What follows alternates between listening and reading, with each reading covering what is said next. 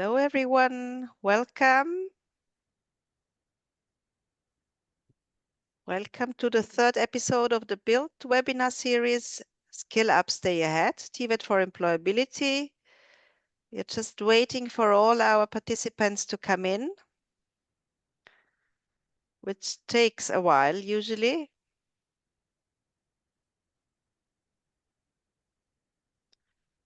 I can see that the number of participants is growing. Hello, everyone. Good morning, good afternoon, and good evening to all the parts of the world, wherever you are joining us from. So my name is Margarita Langthaler. I am a researcher with the Austrian Foundation for Development Research, and it is my pleasure to be your facilitator throughout this webinar series. Hello and welcome everyone from all corners of the world. I'm very happy to see so many people from so many different places. Thank you for joining us again. For those who participated in the first or the second episode, and welcome to all of you who are with us for the first time. Our topic today is career guidance and mentoring approaches. So hello again for those who are just joining us. I would like to first introduce some of our technical features to you. So importantly for our colleagues from Latin America, we have translation into English and from English into Spanish and Portuguese. For translation, please click on the globe icon at the bottom of your screen and select a language.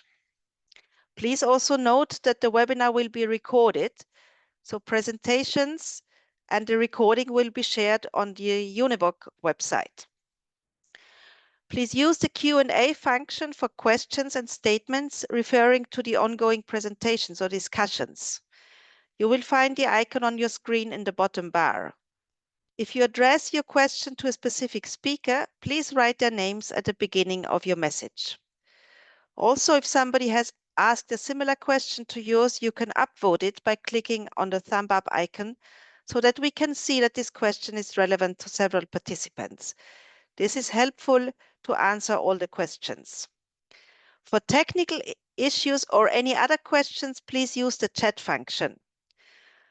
Our colleagues from UNEVOC and BIBB are working in the background to help us. We have Felice de Munyi and Jessica Rosenfeld taking care of the chat and the Q&A function. Max Ehlers and Ulrich Mejia are in charge of any technical questions. And last but not least, I would like to mention my colleague Clemens Lobnik from ÖFSE, who is assisting me with the moderation. So hello again to all of you who are still joining us. I see that participants are still coming in. Before I'll introduce the program, I would like to summarize the main messages from last week's episode for all of those who could not be with us last week. So these are actually our partners for this week, and here are the recap main messages. In our second episode, we discussed dual TVET models. We had 2 virtual tours through companies, one as a live tour through the hotel of Reserva Conchal in Costa Rica, and the other one had been registered as recorded as a video. This one gave us insights on dual TVET at Bosch, at the company Bosch in Serbia.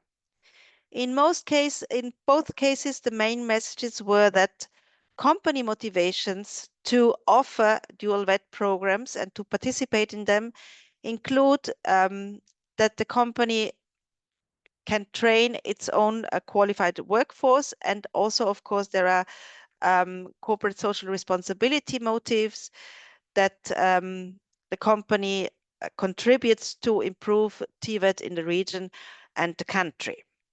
From the student side, we have learned that the main motivation is that this kind of training and this kind of education offers a combination of theoretical and practical learning.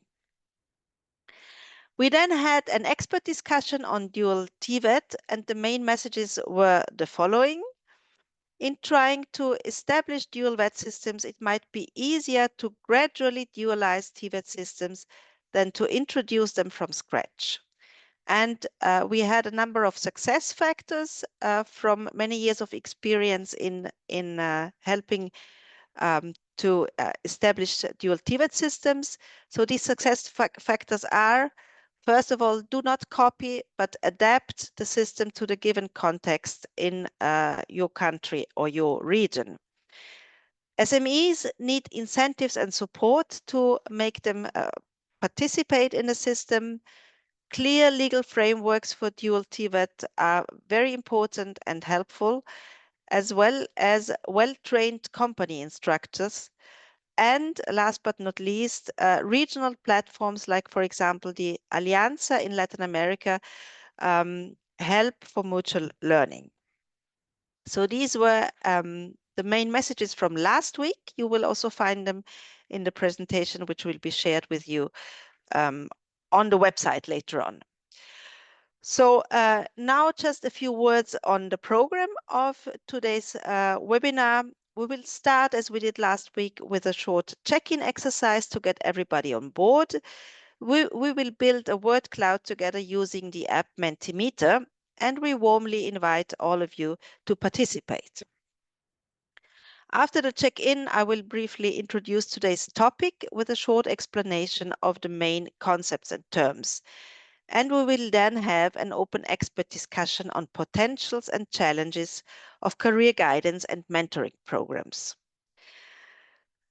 The last session will be on promising practices. We are happy to present 3 different examples for promising practices from different regions and institutions. And after their short presentations, we will open up the discussion to you, this time in a special format that allows for live participation called the fishbowl conversation format, but I will explain that later on. So in order now to get you all on board, we will do our check-in exercise, a short Mentimeter word cloud. We have done this already last week, and it's very easy. Please open Mentimeter in your browser and type in the code that you can see here on the slide at the that is the code that you can see here on the slide. And then please type your answer in the box and press the submit button. And I'm looking forward to seeing your answers to our question of today. What do you think makes good career guidance? So we are very interested in hearing your answers, in sharing your experience, your expertise with us. What do you think makes good career guidance? Please type your answers in the Mentimeter and press the submit button. So we have mentorship, empathy, personalization, know the context, be realistic, skills anticipation, compromiso, so commitment, adaptation, quality mentorship, building self-awareness, share experience, involvement of all stakeholders, personal relation, interpersonal competency, understanding the pathway, industry demand, understand the person, start early. So the cloud is growing, and interestingly, empathy stays in the middle as kind of the main term, which I think is very nice. And it's even being reinforced with the Spanish version of empatía. Empowering, I can read here, answers, self-awareness, accompaniment, romper barreras generacionales, so break down barriers between generations, learner awareness, good listener, expertise, learner vocation, and we're still growing.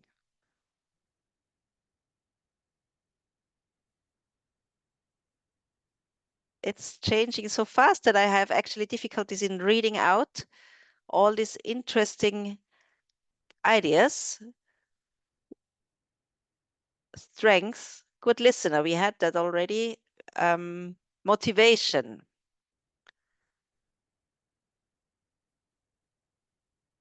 professional progression. So I think there are many wonderful ideas, and still we have empathy in the center, which I think is really a very, very nice and good start into this webinar. What we need to give the learners good career guidance is empathy. So thank you very much for this exercise. And thank you very much for this very nice starting motto.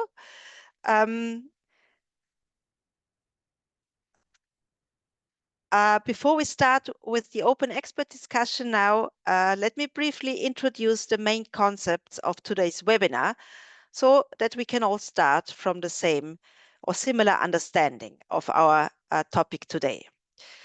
So career guidance describes the services which help people of any age to manage their careers and to make the educational, training and occupational choices that are meaningful for them.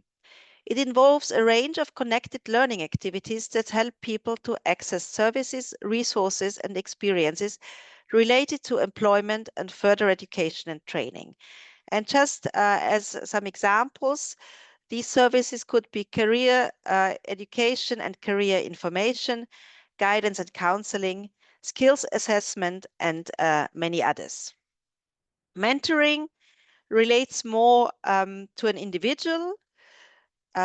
Mentoring could be defined as any support provided to a young person or novice by an experienced person who acts as a role model, a guide, a tutor, or a coach.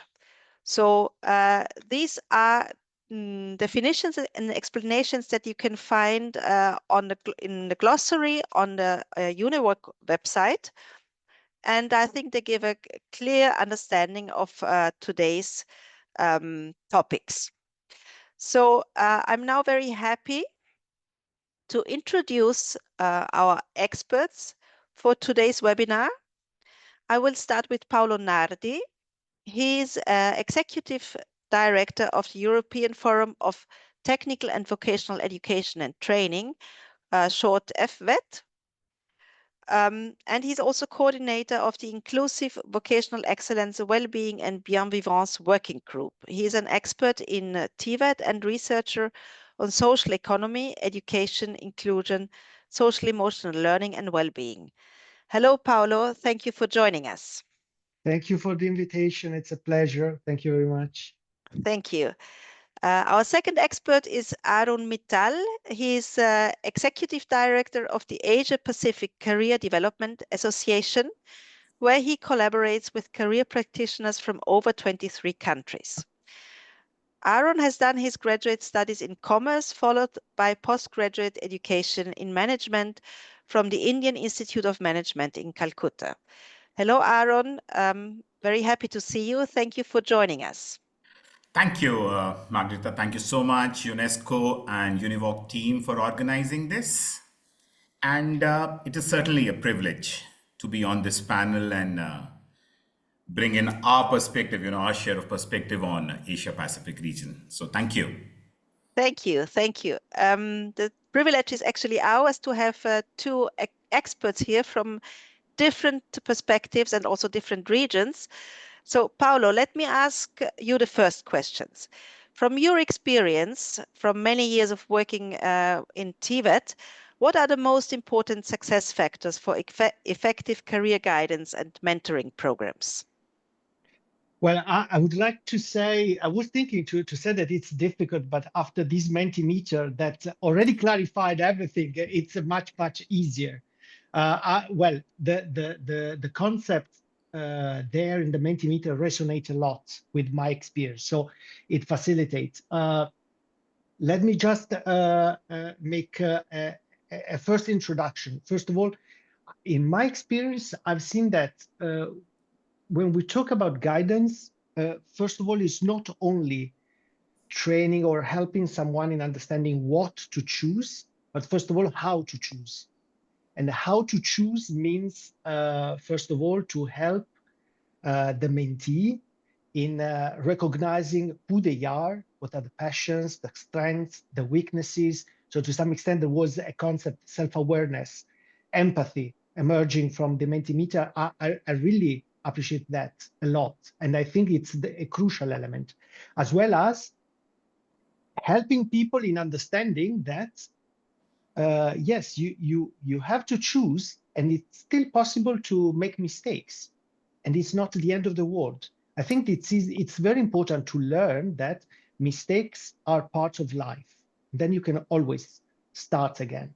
So given this, I would just mention a couple of success factors that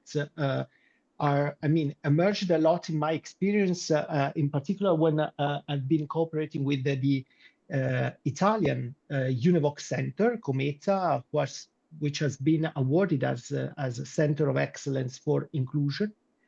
It was very clear to me that, first of all, a good career, an effective career guidance and mentoring implies observation. You have to observe the mentee, who they are, observe how they interact in the context with the peers, with the authorities, with the work, with the study, to understand who they are. Once you have the plan based on this observation, you should share this plan and fine-tune the plan with the mentee themselves, because without their commitment and engagement, it doesn't work. And the final suggestion emerged from my experience is that it's something that mentors should not do alone. It's always more effective when we have a team of mentors sharing ideas, sharing experience, and when they also work with the trainers and not just as group of mentors, and with the companies, for instance, when it comes in particular internships. So basically, these are the three main elements that I've seen in my experience: ability to observe, observation, planning and engagement, and finally, collaboration, not acting alone. Also because it would be, kind of a burden to think that the future of someone is only in my hand. Thank you very much for these very concise answers. Arun, same question to you. From your experience in the Asia-Pacific region, what are the most important success factors for effective career guidance and mentoring programs? Would you agree with what Paolo says, or is there an important difference in your region? Yes, I think, just to take what Paolo spoke, and in fact, going back to the mentee meter, I think we are sitting with a very aware and a knowledgeable group of people. Maybe it's just about putting that into practice, right? And I've often seen that it's not the awareness, however, execution where we go wrong. Paolo is absolutely right. The only challenge from an APCDA's perspective, when we are working in a region like Asia Pacific, it's fairly diverse, from a social, economic, or a cultural context. So the challenge that we see is one shoe fit all doesn't necessarily work, right? There are different realities that we have in each of our regions. We are a region which has the world's youngest population or the largest population, and we also grapple with the aging challenge that the world has, right? Having said that, I do agree that there is a very clear gradual shift towards career guidance becoming more structured and lifelong learning approaches coming in, right? It is at a varying levels, but it's definitely there. What is also very heartening to see, and something that we have seen it over the last half a decade, is that it is no more an event. A large number of countries in Asia, career guidance was an event.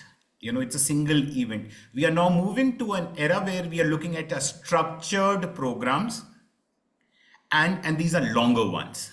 So we recognize that it's not being done at a particular juncture only, right? What is also heartening to see is an active participation from the industry. We often believe that while career guidance needs to start at all stages and especially at school, it is an industry who needs to take an active participation because they are the ones who are the actual beneficiaries. Thank you very much, Arun. Very interesting observations also on how the world of career guidance is changing, and on the diversity that we find probably in all parts of the world, but Asia might be actually more diverse than Europe in that regard. But anyway, let me address a second round of questions to our experts. And in the meantime, I would like to invite the audience, our participants, to post your questions in the Q&A functions, or also to upvote questions there that you consider relevant. So we can see which questions are more relevant to a number of people. Paolo, the next question to you would be, how is access secured for vulnerable groups? Yes, I think I will also get inspired by some of Arun's comments in the previous question. I think that when it comes to vulnerable groups, taking into consideration diversity and then personalization is crucial. So first of all, I think that what really makes the difference is, first of all, to work in collaboration with the right players. So of course, I'm bringing now more the European perspective. And when it comes to European perspective, it means to be in contact with families, with social services, with the community in general, to some extent with the other schools. When it comes to vulnerable groups, I have in mind early school leavers, NEETs, migrants, refugees. All these groups are at risk of exclusion, which means that every center, vet center or school should be in contact with the players where they can identify these people with vulnerability. Then the second element is to offer the right pathway. And in this sense, what Arun was mentioning about personalization, tailoristic approach is crucial, because vulnerability means there is something affecting the capabilities of these people. So it means that you cannot use one size fits all approach. You have to understand what are the specific capabilities affected and empower them. It's very, very interesting. And of course, I'm available to all the participants to share ideas and practices. In Europe, there are very interesting examples.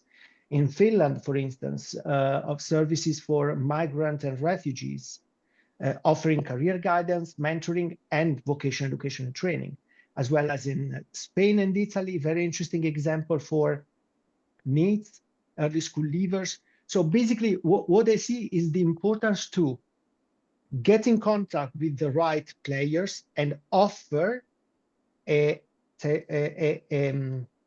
personalized approach, having in mind that when it comes to education and training, and in particular career guidance and mentoring, you need to think at the person as a whole.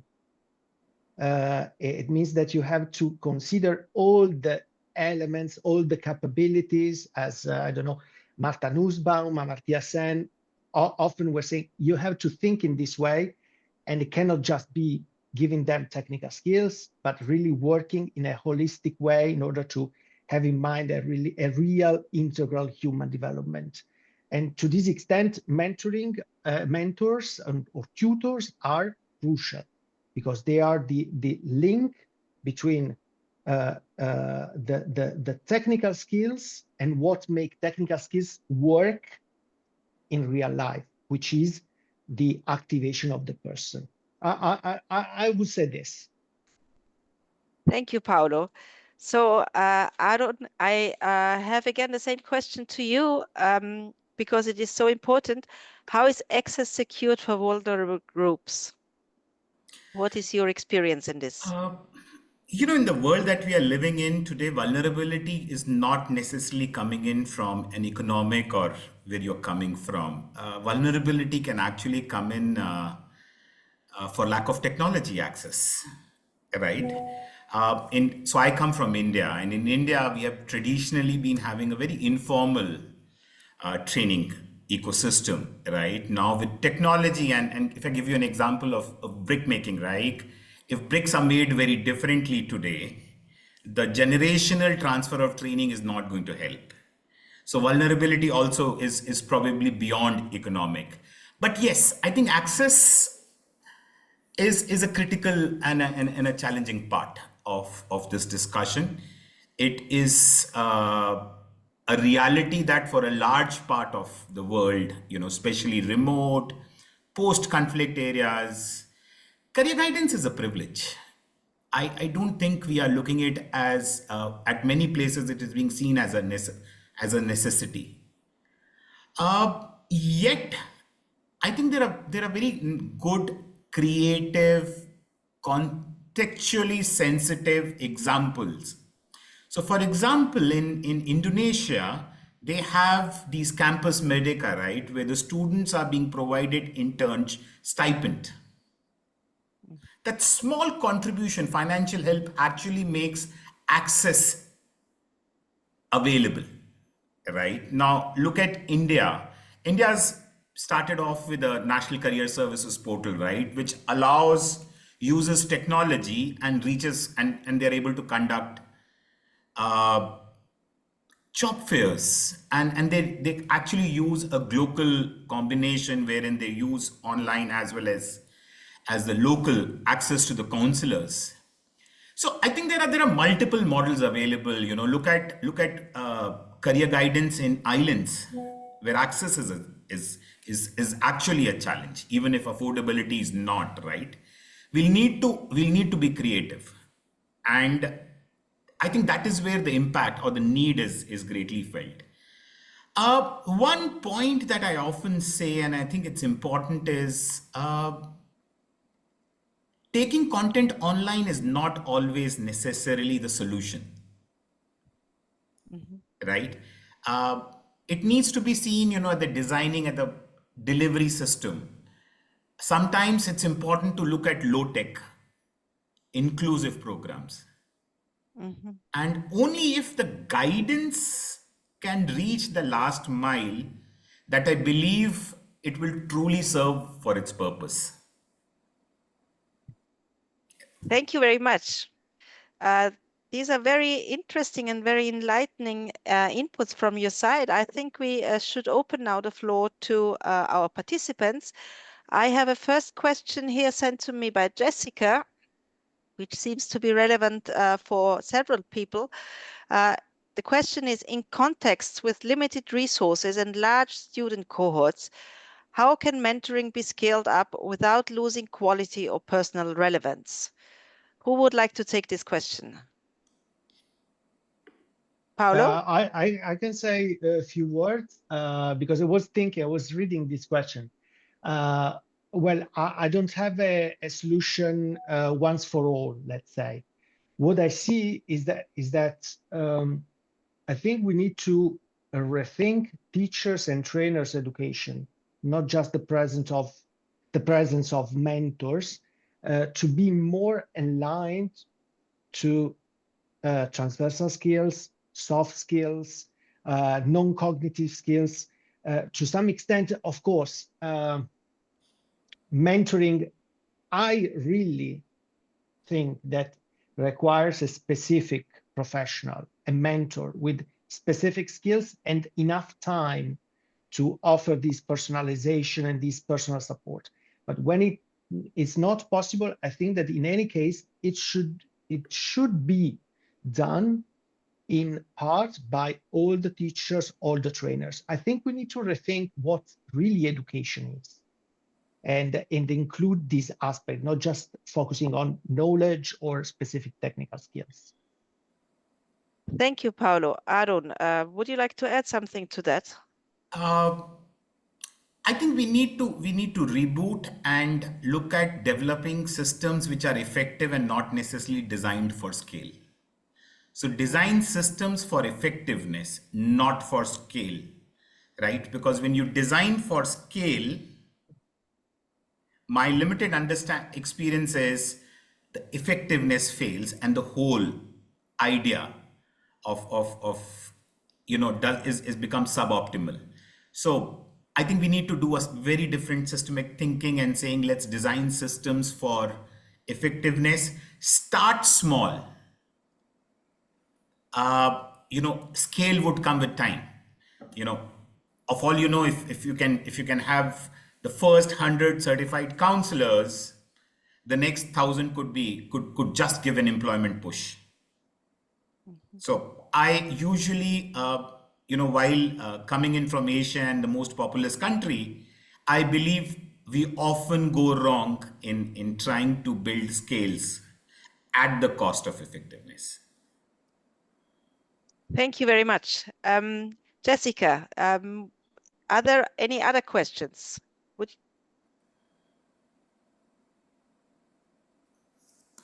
I'll have a look here. Margarita, I Yes. think I wrongly answered in the Q&A one question about how to introduce career guidance since basic education. I wanted just to give an answer. I wrongly selected it as answered already. So just let me tell a few words to this colleague. What I think it's really important to start since primary education. And since primary education, maybe career guidance can be done in a different way, not just teaching or showing a career development, but introducing experiential learning, introducing a hands-on approach. We have several, Maria Montessori approach, Dewey studies, Kolb studies on constructivism and experiential learning. I think we should rethink primary education in this shape, and eventually step by step introducing with secondary education project-based learning, problem-based learning, internships, apprenticeship, of course, because every time you put reality into the educational process, you really facilitate the development of self-awareness. Because in the contact with the reality, I understand who I am, what I like, what I can do, and where I need more support. So, thank you very much. Arun, the same question to you. Would you like to add something on that? How and where to start in basic education with career guidance? I'll go with Paolo, right? I don't think we have a choice. It needs to start at all levels. It needs to start at school. It needs to be there at polytechnic. The fact that there are certain countries which recognize prior learning based on a person's work experience, it needs to be integrated there also.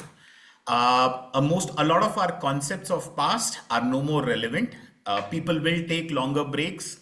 People will change jobs, and the gig economy is going to be much bigger. So the skills that we are looking at will change, and we do not have a choice of starting. Let's start with school because it's going to give the maximum return. It's important that we do it. Some of them will be from a generational stuff, right? And others would be more short term. Teachers' capacity, counselors' certification. I think these are very important points that we need to look at. There are multiple stakeholders. For me, we often talk about parent participation. It's not that commonsensical to assume that the parents are aware. So sometimes it's not at the school or the college. It's going to the parent, and I really don't know where do you engage the parent. Thank you very much. There is another question I can see in the Q&A which has been upvoted. what is the best way to organize a career guidance or mentorship? Should it be individual or in groups? So Paolo, can I also refer this first to you? Yeah, I was answering in the meanwhile, saying if you're interested, contact me. I can share some good practices. I really think there are several approaches. I see a combination of the two. On one hand, I think it's important, as I was mentioning at the beginning, personalization, meaning I observe you as you learner move, as you young person move, as you learner in general move in the reality. I make a plan, I discuss with you my plan, and we understand together if I'm not seeing something that you know that you see, and we see the development. On the other hand, I think it's also important the peer-to-peer dimension. So you can put together this personal work with some moments in with the class, with the group of learners, where with gaming or other interactive activities, you really facilitate sharing of ideas, sharing of experiences, and the peer-to-peer learning. I think they are both important, two relevant aspects of the same guidance process. Thank you very much. Arun, over to you. I think it's the same. Any good Oh, career okay. education program would have both. There are set of activities that has to be done in groups, and there is a need to do a one-to-one also. So it's not either or it's both, and that's how any career guidance program would have. Okay, thank you. There is another question here. Mentors is a specialization. What do you think about this? And what do you think about the training of mentors? So this goes in the direction of how to best train or to maintain the quality of mentorship. Maybe I leave the floor to Arun for this question, and then so we change the order. Yes. Okay, Arun, would you like to take this first? I think we are using mentorship as a word very universally. What I see around is when I bring in an industry expert, he works as a mentor. People role play. People see him as a role model. His scope of intervention is limited, right? I hope we are not confusing coaching with mentoring, because coaching then gets into a very, very different dimension. At this stage, I'll be happy if we have certified career counselors, because we haven't spoken much about it. But one of the challenges that we could be facing is unsolicited, untrained counselors advising students, and that can be extremely chaotic. Thank you. Paolo, over to you. Yeah, if I may add, I think that at least from a European perspective, the role of mentors is yet not really clear and recognized sufficiently. I think it should be done more. Also because sometimes there are some economic constraints, but their role should be recognized more, which means that the preparation, the specialization of mentors should be more advanced, more specific. Then I think, if I may just add another element, what I've seen in my experience, continuing professional development is crucial, is always crucial, because the world changes in terms of not only the job market and the skills gap, but also in terms of young people change. So what I see is very relevant is to invest a lot in continuous training. And the first way I've seen in my experience for a very effective continuous training is really cooperation among mentors. Because when you work together, exploring, for instance, specific cases, specific challenges that you have with your own mentees, this is really a way where I learn to look something that I'm not looking at, or to recognize something that I didn't think about. And this is very important. This is why I said that during the first question, collaboration is crucial. I would really suggest to always have a team of mentors and not just one, because it really helps. Thank you very much. This was a very interesting discussion. Time has been running, and right now it's has been running up. Thank you very much for your participation, Paolo and Arun. We have touched upon many different and very interesting topics, I think we have all benefited a lot from your vast experience in this field. Thank you very much. We will now introduce our next session, which is the Promising Practices session with a possibility to live participation. We want to have this as a very open format and allow for you to participate. We will have 3 introductory presentations from 3 different regions and institutions, and then we will open up the discussion in the format of a fishbowl conversation. Some of you might know this format, for others it might be new, but it is actually quite easy. Let me explain the rules to you.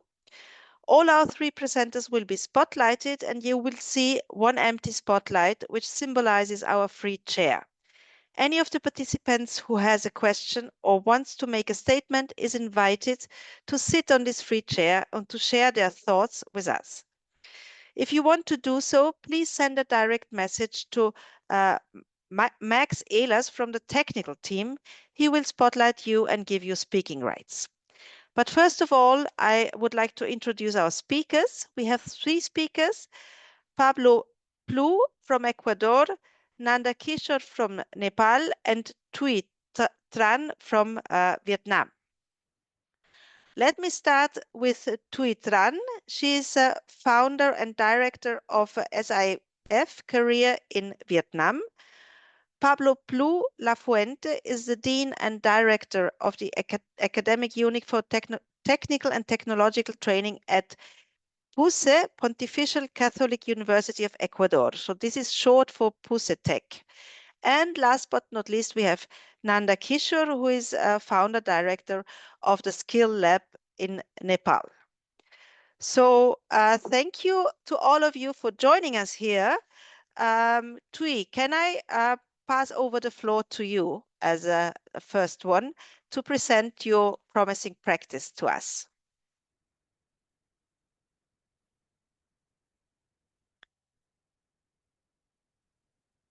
You're muted, Thuy. You have to unmute yourself. Hello? Yes, hello. Now we can hear you. Hello, welcome. Okay, thank you. Thank you, Margarita. Let me share my slide. Yes, please do so.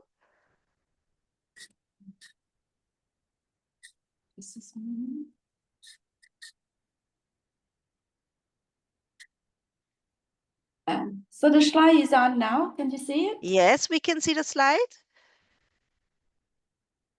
Thank you. Okay, great.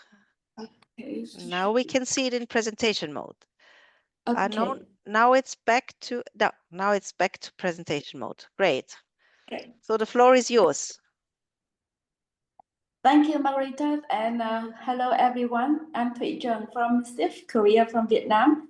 So today I've had 3 minutes to share with you the program called Informed Career Decision. This is how we help high school students in Vietnam to make informed career decision. Firstly, let's have a look at the career guidance activity available in high school now. Since 2002, in Vietnam, the career guidance activities has been integrated into the mainstream curriculum with a series of coursebooks called Career Guidance Experiential Activities applied from grade 6 to grade 12. In addition to that, students can also assess extracurricular activities like visiting to workplace, visiting to university or college, and also there's some school club that they can thrive on. In addition, there are also sharing sessions by external experts coming to the school to talk to the students. So they can be university person, or they can be career practitioner or well-known people from different industry. So despite all these efforts, we still find that a lot of high school students face these three key challenges when it comes to the time they have to make their career choice. The first one, students find very difficult to identify their personal trait that can help them to make the career choice. The second one, students tend to choose from a very narrow range of familiar occupation within their living and study context without exploring the right option. And the third one, they are unable to identify the relevant insight from their past activity, useful one in order to make career choice. And as a result, a lot of students relied on teachers or parents' advice and guidance to make career decision, or if they have to make it by themselves, they're based on very limited information. And these are information from our survey of 2,500 students and over 10 high school. So what is the solution for that? Of course, we have one-on-one counseling solution, whether it's effectively, but it's costly and very limited to, with regard to wider communication. That's why as if we are trying to look for a more feasible and scalable degree, solution. And that's why we designed Informed Career Decision Program. The program included 2 interactive workshops, one for teachers and 2 workshops for students, with the scale of about 60 teachers per time, and students can be up to 100 students per workshop. In the workshop, we discuss on the theme as is shown on the screen, but please look at the last slide. As if we create a template for pick the right major and do the right job. And during the session with the student will work on the tablet under the guidance of the trainers. And by this way, we are able to keep a big group of 122 students engaged and working on actively while they still have something take away after the workshop. So since launching, this program has implemented in 10 high schools, most of them in rural areas, reaching over 4,000 students and 300 teachers. And with this kind of program, we can ensure that the student at first step, they can think more critically, they can act more actively, and they can spend more time thinking about the career decision before they decided and more carefully than it used to be. This is the program that we are doing, and we are still thinking up to scale up in the future. So that's all from my part. And thank you, Margarita, and thank you, UNESCO-UNEVOC, to help me this chance to share this program. And you can connect to me through LinkedIn. It's a QR code on the screen. Thank you. Thank you, Thuy, for this very interesting presentation. I will give the floor now to our colleague Paolo Plu from PUSETEC. Hello, Pablo. Welcome. Good morning, good evening, everyone. I want to send greetings to all the colleagues that are here. I would like to share a short presentation in which we want to introduce a few good practices we have seen that have worked properly in Ecuador. Out of the different areas of the workshop we are holding today, I would like to focus on something I consider key in the TVET, how educational institutions ensure the access to vulnerable groups, which factors we should be analyzing in the design of the programs we are providing. And particularly, I would like to focus on the reality of the TVET in the low middle income countries, such as Ecuador, in which we have been working over the last 20 years. I don't want to stop very long on the figures and on the impact of these gaps, in education in our countries, but I would like to focus on the key aspects that may help us to reduce these gaps. So when we try to work with the most vulnerable groups in our countries, mentoring and accompanying are very important tools.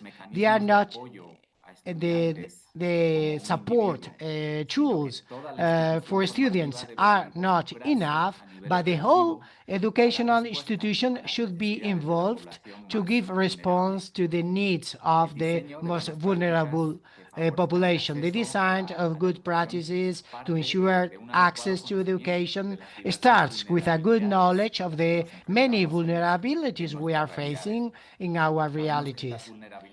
We know that these vulnerabilities may be economic, cultural, such as poverty, the lack of access to basic resources, attitudes such as discrimination, racism, topics such as the gender, the health, or ethnic aspects, the educational and environmental levels, and so on.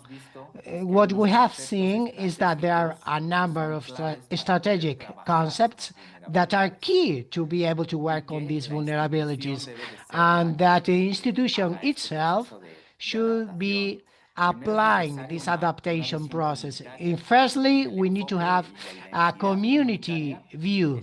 The community approach and identity is the means through which we may generate the necessary knowledge to be able to identify the vulnerabilities and their scope in a proper manner. In addition to that, institutions should be approaching the reality of the student, or not rather than the student to approach the institutional reality. So it is essential that those who had previous education that was more deficient have the best means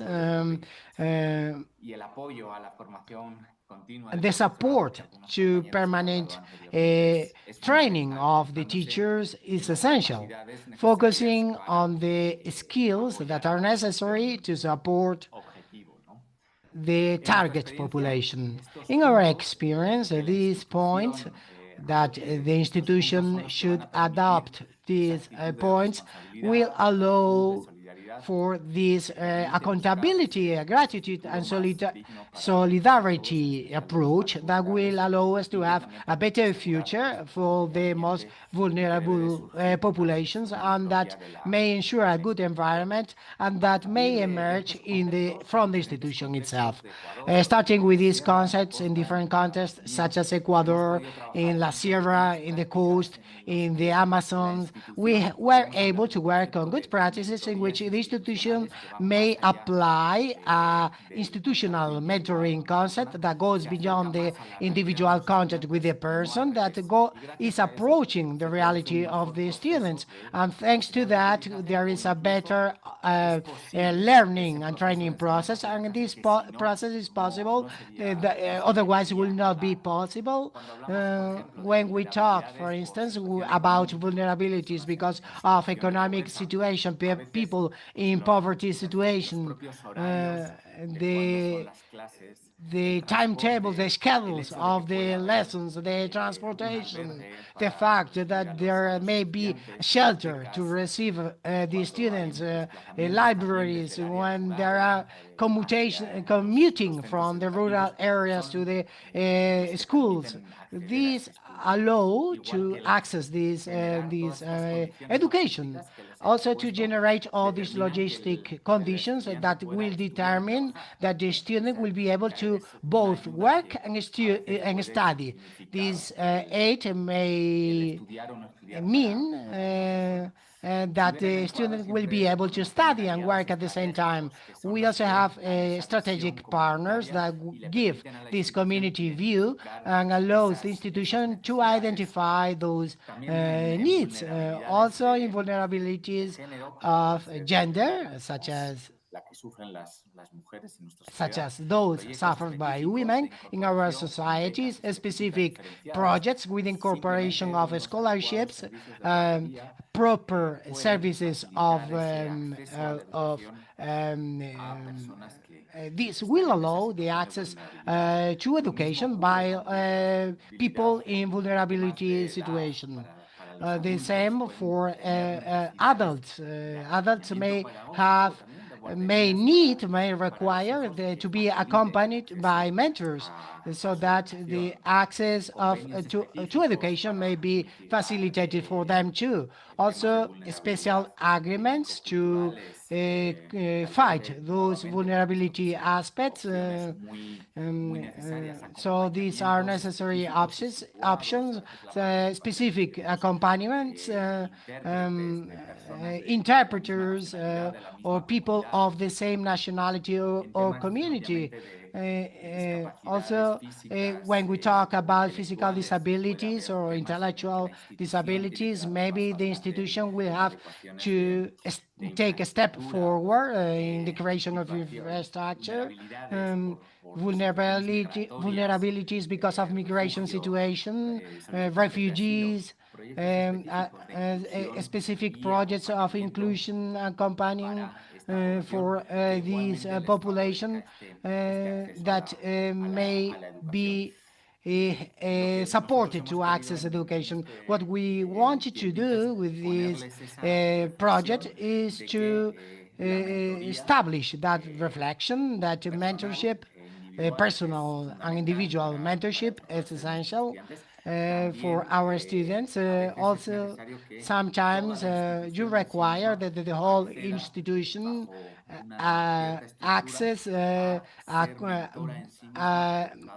or to be accept to be a mentor and understand the needs of that vulnerable population to approach those specific needs. Thank you.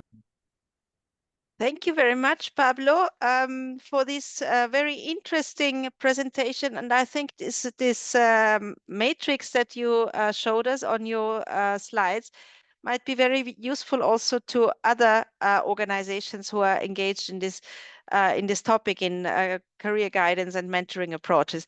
Thank you very much. I understand that you will have to leave soon, but that your colleague Michelle is going to take over to be with us for the remaining time. Hi, Michelle. Good to see you. And I'm sure that there will be a lot of questions to you as well. But before we open the floor to our colleagues, our participants, I will give the floor to Nanda Kishore from Nepal. Nanda, the floor is yours. Thank you.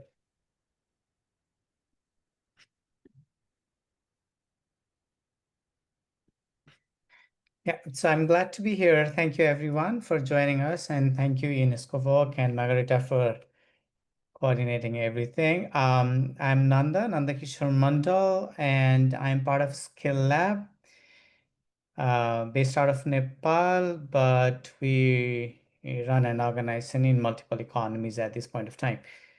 I would like to start with the same statement that is on the screen.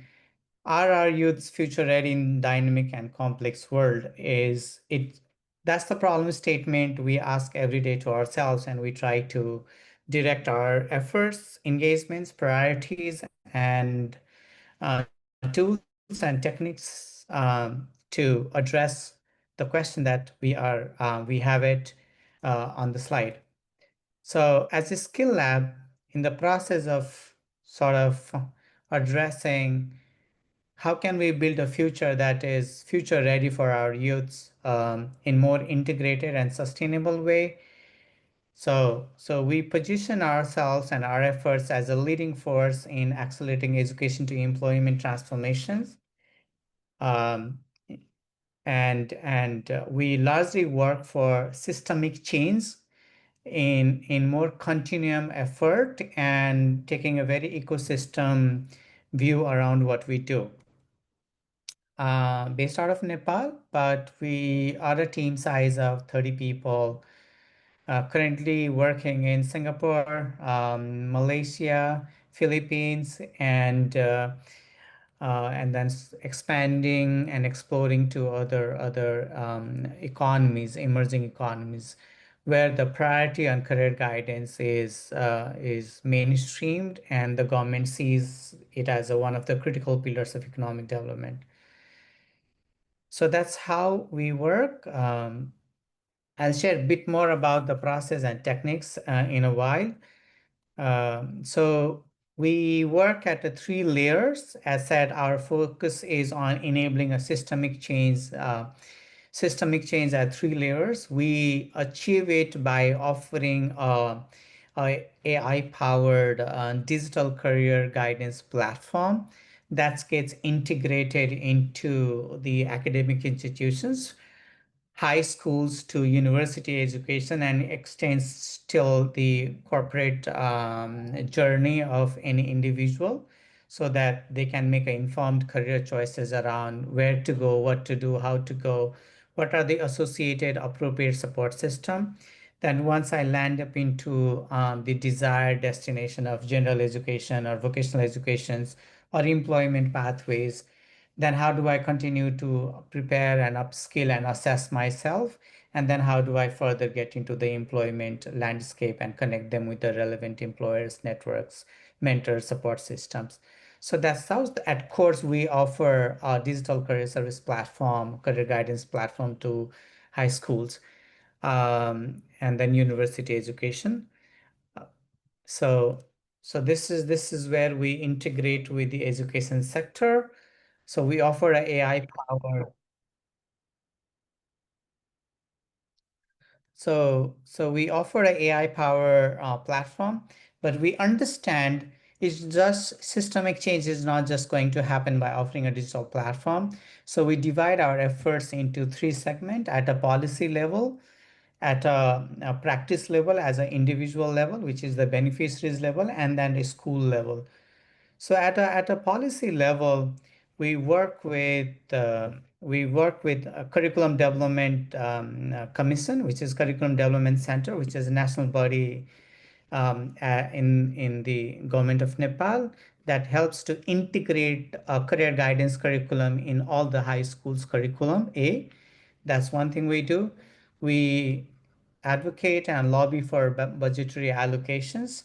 That's the second thing we do, so that the government would be able to prioritize the budgetary allocation. Third thing, we work on from a federal level to provincial level and the municipal level. We work on to build the relevant curriculum, capacity building, handbook for the teachers, so that we believe that teacher is the first career guidance counselor and support system into the school system if you are looking for a mainstreaming career guidance from a school level to university educations. So that's what we do at a policy level. At the same time, inviting relevant and appropriate stakeholders to engage from a federal level to provincial level at a municipal level. So these are 5 steps process we follow. At a individual level, which is a user and slash our beneficiaries level, we provide a platform that is equipped with pre-integrated career profiling, which is a pathways that has integrated goals, aspirations, career education resources, then the scholarship resources from different universities in Nepal, outside vocational education, general educations.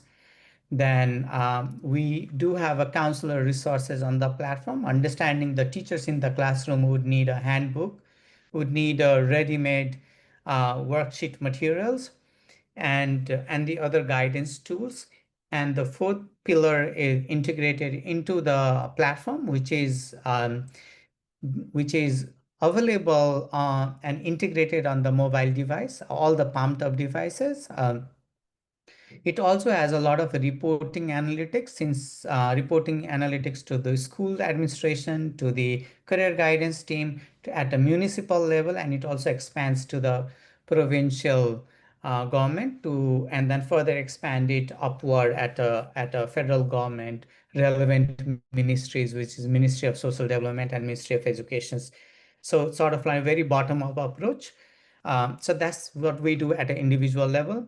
When we come at a school level, each school level, we help schools set up a career guidance club, which is mandated by policies.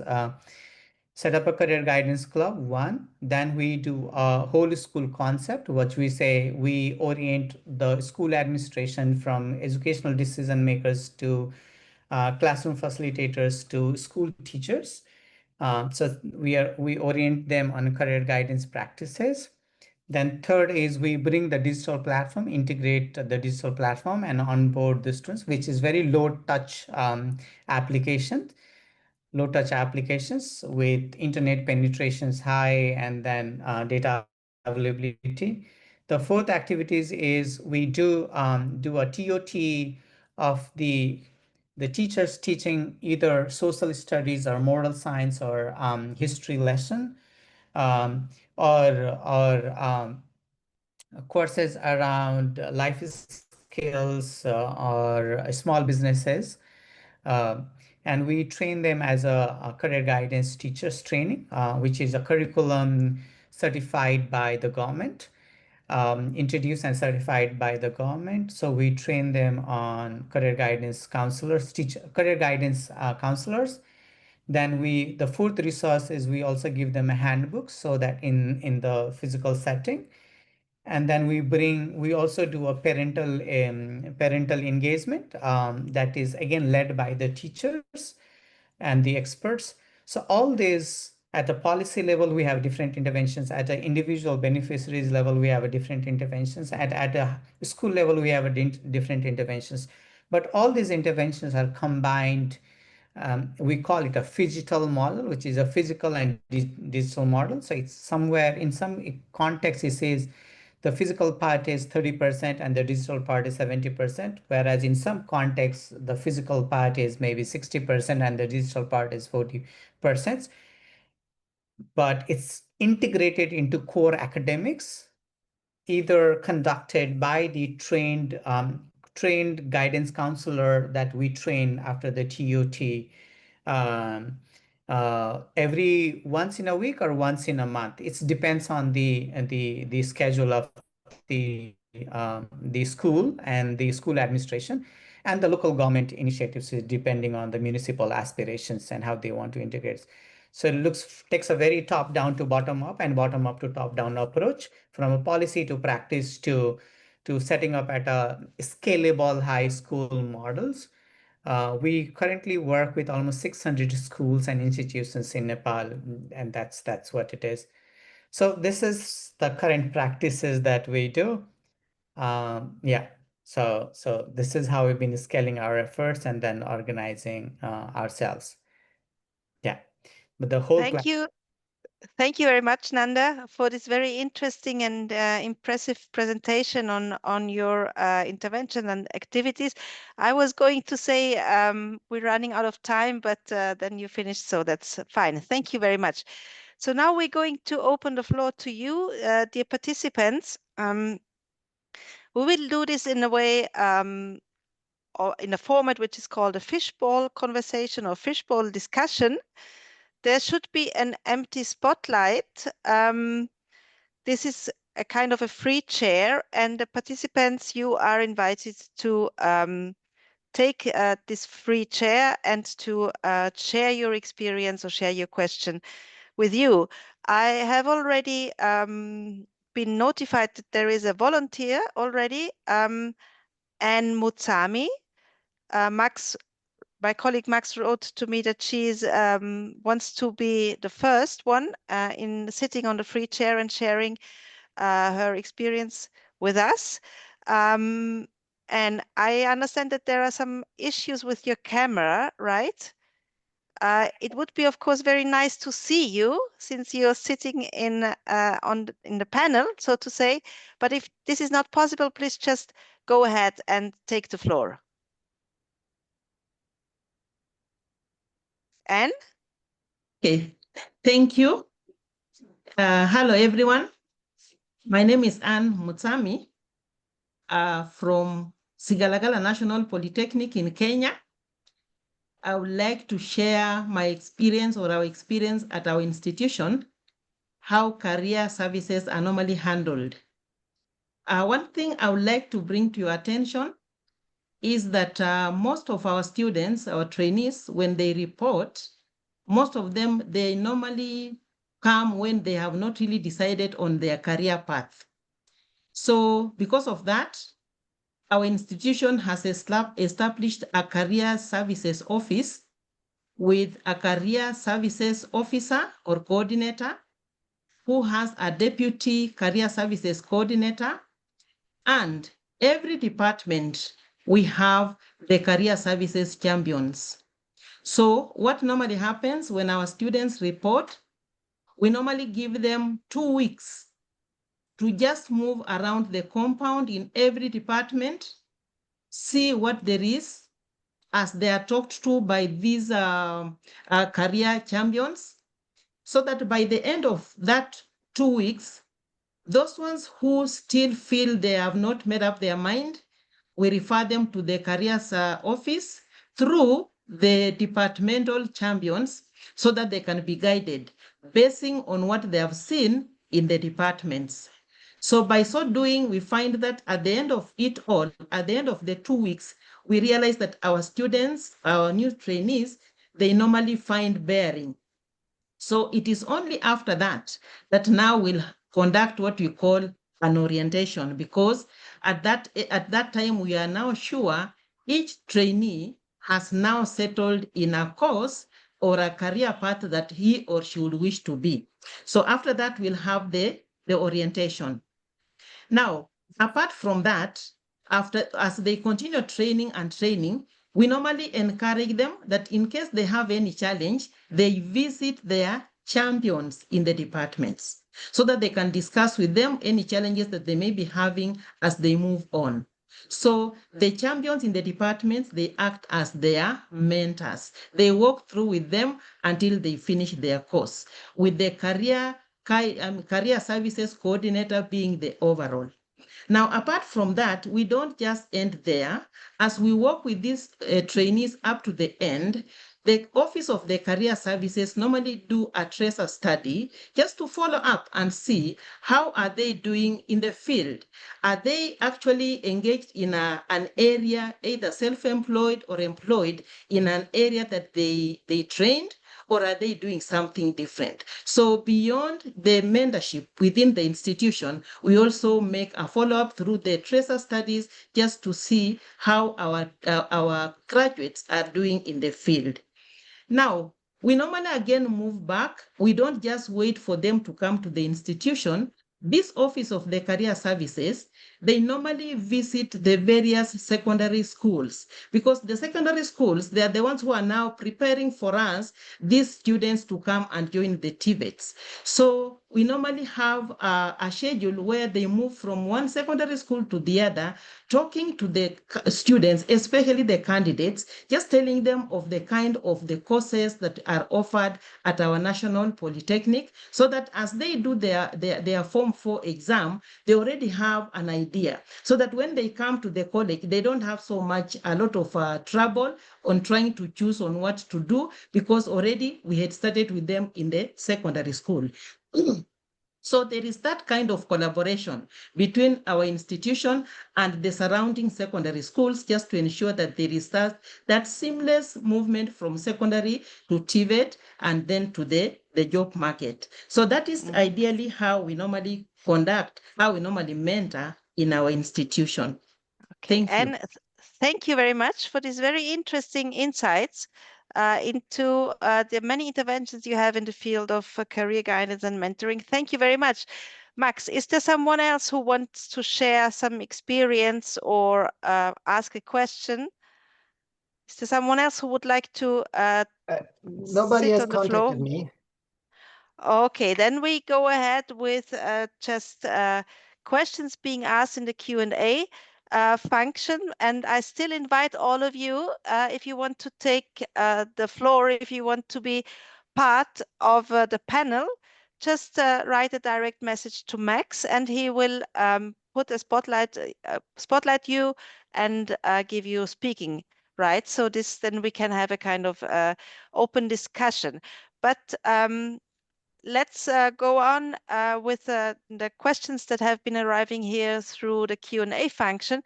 So the first question is how to ensure recognition of prior learning through career guidance. Would any one of you like to take up this question? And how to provide career guidance? Yes, okay, let's go ahead with the recognition of prior learning. What advice can you give to those who have received informal training but do not have official credentials? What systems or methods can we use to advise these individuals? Who would like to take this question? Hello? Yes, I can try. Okay, who is speaking? Anne.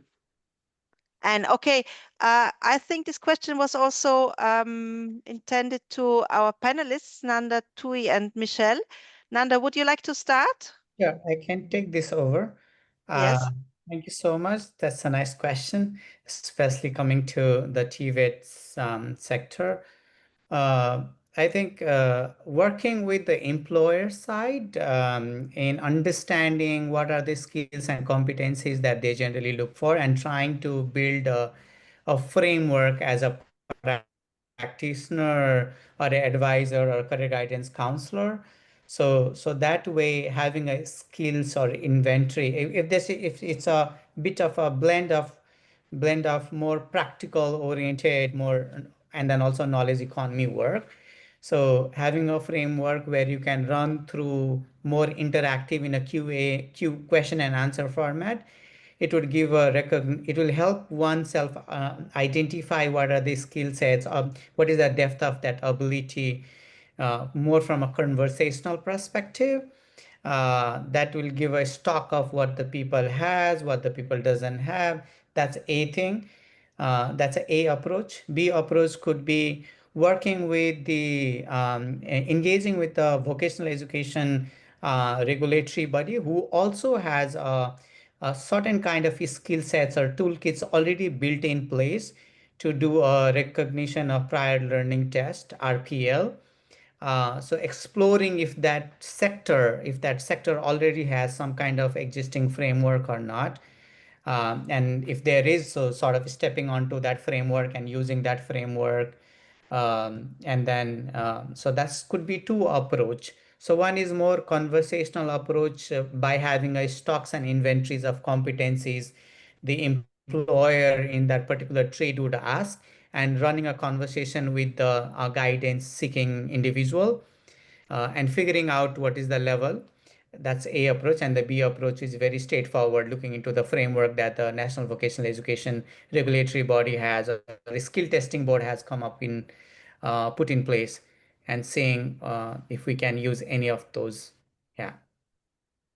Thank you, Nanda. Would you, Michelle, or you two like to add something to this on the question of recognition of prior learning? Yes, please, Tui.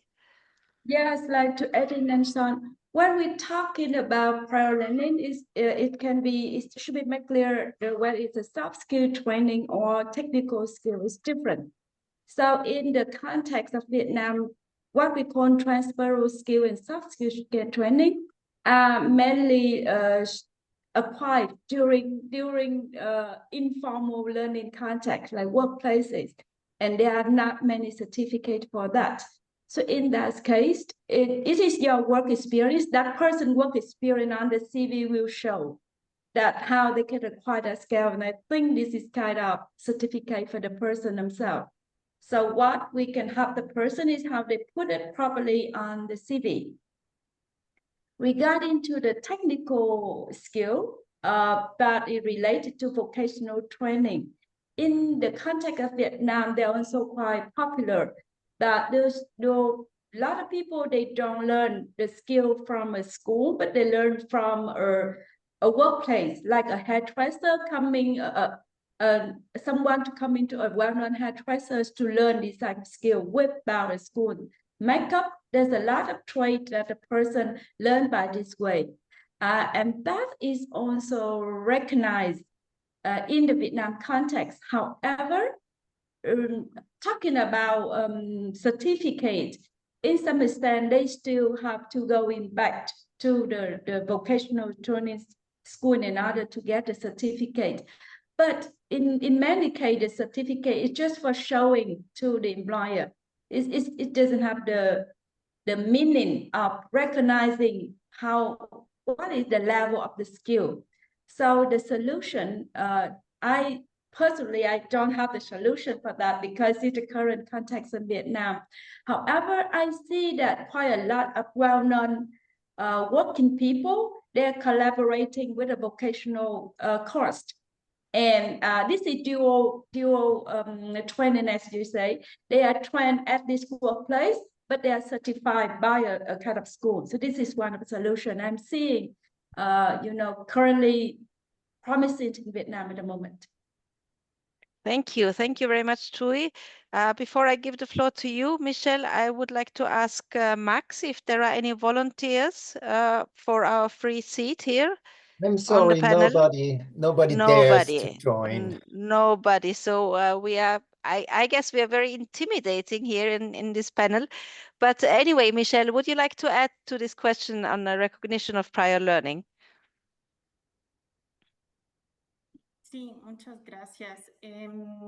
Yes, thank you very much.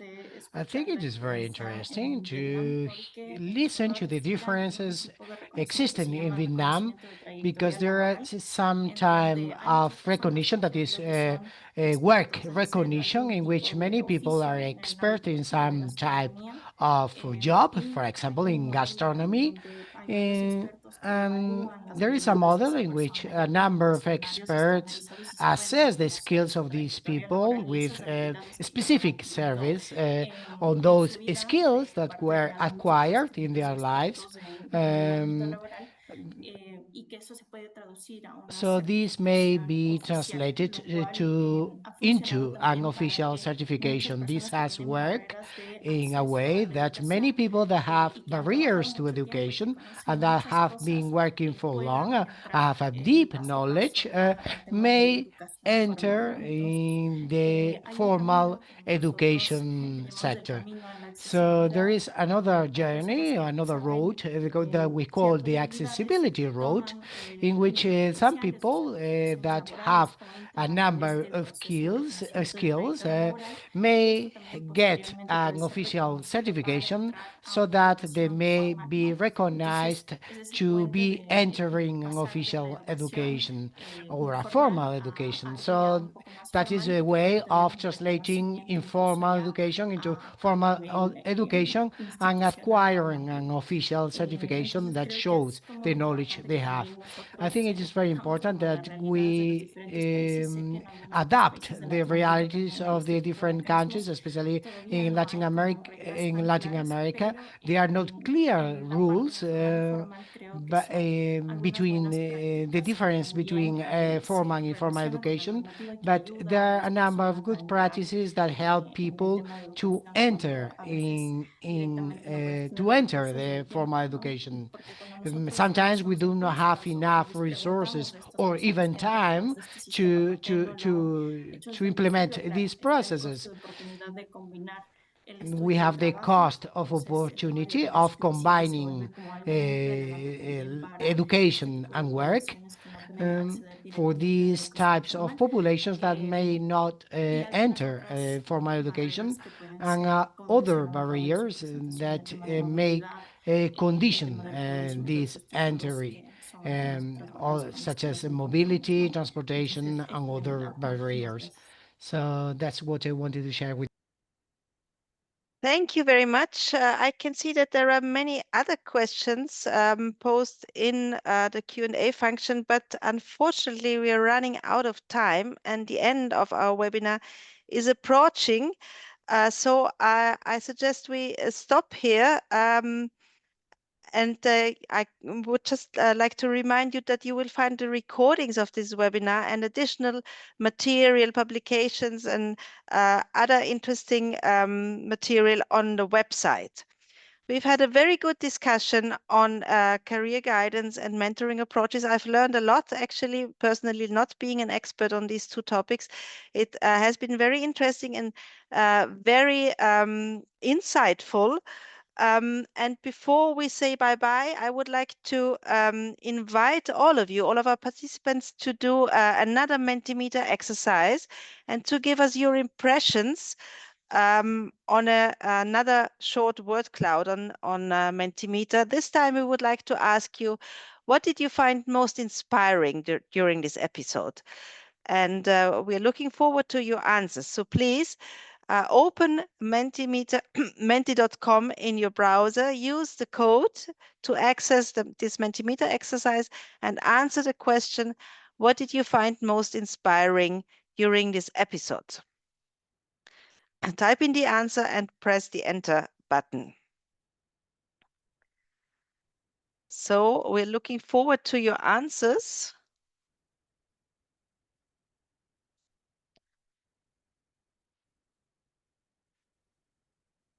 The variety in approaches. Yes, this has impressed me as well a lot. Who else would like to share?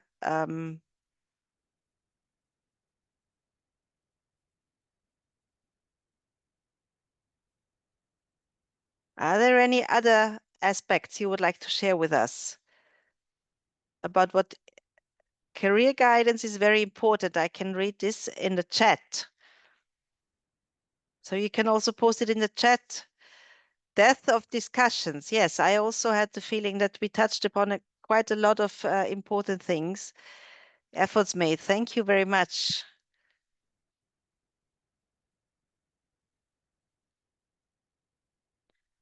Career guidance modality. Thank you.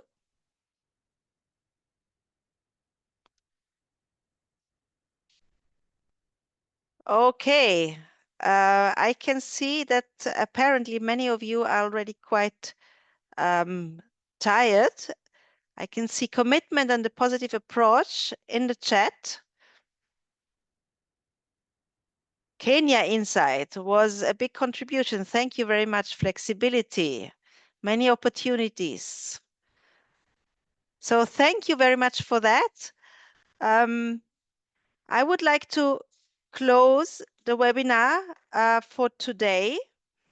And I would also kind of like to invite you to take a few minutes to fill in the feedback forms. Can we have this slide, please, Aldrich? The feedback forms are here. So we would be very grateful if you help us to improve ourselves, to improve the webinar series and future webinars in filling out this feedback form. And otherwise, we hope to see you very much again next week on October 21st for our last webinar of this webinar series, which will be this time on the topic of industry partnerships.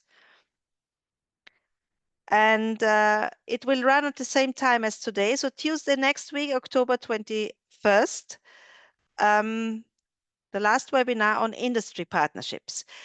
I would like to thank every one of you. First of all, of course, my thanks go to all our speakers, to my colleagues who have been working in the background, and to you, dear participants, for joining us, for getting involved in our discussions, for contributing and for sharing. And we're looking forward to seeing you next week. And of course, I forgot to thank our interpreters. I'm very sorry. I didn't mean to do that. You did a great job and facilitated the communication between all of us. Thank you very much to all of you. So I wish you a good day, a good evening, or even a good night for those who are in the Far East. And we're looking forward to seeing you next week. Bye-bye. Thank you. Bye. Bye.